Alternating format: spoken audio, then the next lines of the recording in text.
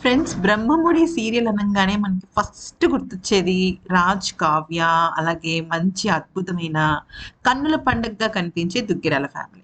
Duggirala family అంటే నిజం చెప్పాలంటే 'బ్రహ్మముడి' సీరియల్‌ని లాస్ట్ 3 ఇయర్స్ నుంచి ఫాలో అవుతున్న వాళ్ళందరికీ కూడా వాళ్ళ ఫ్యామిలీ అనే అనుకోవచ్చు. ఎందుకనంటే ఫస్ట్ అంటే ఈ సీరియల్ స్టార్ట్ అయిన ఒక 10 ఎపిసోడ్స్‌లోనే ముసుగేసి పెళ్లి చేయటం అనే ఒక కాన్సెప్ట్‌ని ఈ సీరియల్‌లో ఇంట్రొడ్యూస్ చేయటం నిజంగా సీరియల్స్ ప్రపంచంలోనే ఫర్ ద ఫస్ట్ టైమ్.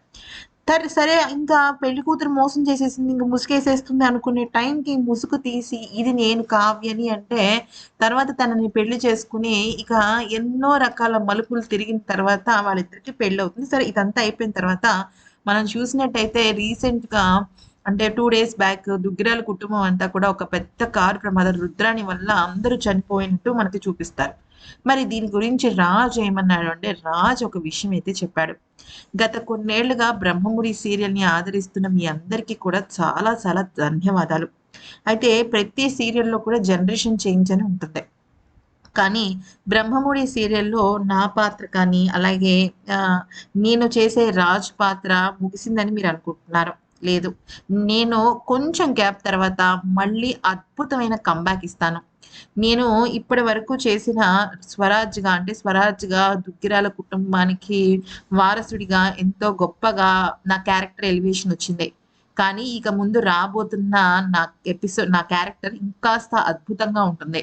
నేను 'బ్రహ్మముడి' సీరియల్ నుంచయితే వెళ్ళటం లేదు. దయచేసి మీరందరూ కూడా బాధపడొద్దు. నాకు చాలా మెసేజ్‌లు వస్తున్నాయి. మీరు మిస్ అవుతున్నాము 'బ్రహ్మముడి' సీరియల్‌లో అని. నేను కూడా మీ అందరిని మిస్ అవుతున్నాను. కానీ కొన్ని రోజులు మటికే అంటూ రాజ్ మళ్ళీ తిరిగి తన రీ ఇస్తాడని అంటున్నారు. అయితే కొంతమందేమో 'బ్రహ్మముడి' సీరియల్‌లో ఇప్పుడు సెకండ్ జనరేషన్ ఉంది కదా! సెకండ్ జనరేషన్‌లో రాజ్ వాళ్ళ అక్కయ్య ఉంటుంది కదా! రేవతి. రేవతి గారు బ్రతికే ఉన్న రేవతి అలాగే రేవతి హస్బెండ్ చనిపోయారు. కానీ వాళ్ళ బాబు ఉంటాడు గదా! స్వరాజ్ మేనల్లుడు. వాడు సేమ్ రాజ్ లానే ఉంటాడు గదా! సో, ఆ అబ్బాయి అలాగే ముగ్గురు ఆడపిల్లలు మళ్ళీ. సో, ఎవరు కావ్య కూతురు, అప్పు కూతురు, అలాగే స్వప్న కూతురనమాట.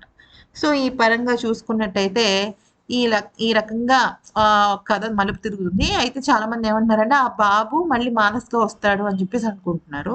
సో, ఇదంతా పక్కన పెట్టేస్తే ఇప్పుడు ప్రస్తుతం 'బీబీ జోడీలో' వీళ్ళిద్దరూ కలిసి డాన్స్ ఏస్తున్నారు కదా! సో, 'బీబీ జోడీకి' సంబంధించి తను కూడా చాలా ఎక్కువగా రిహార్సల్స్ చేయటం వల్ల 1 మంత్ వరకు తను బిజీగా ఉంటాడనమాట.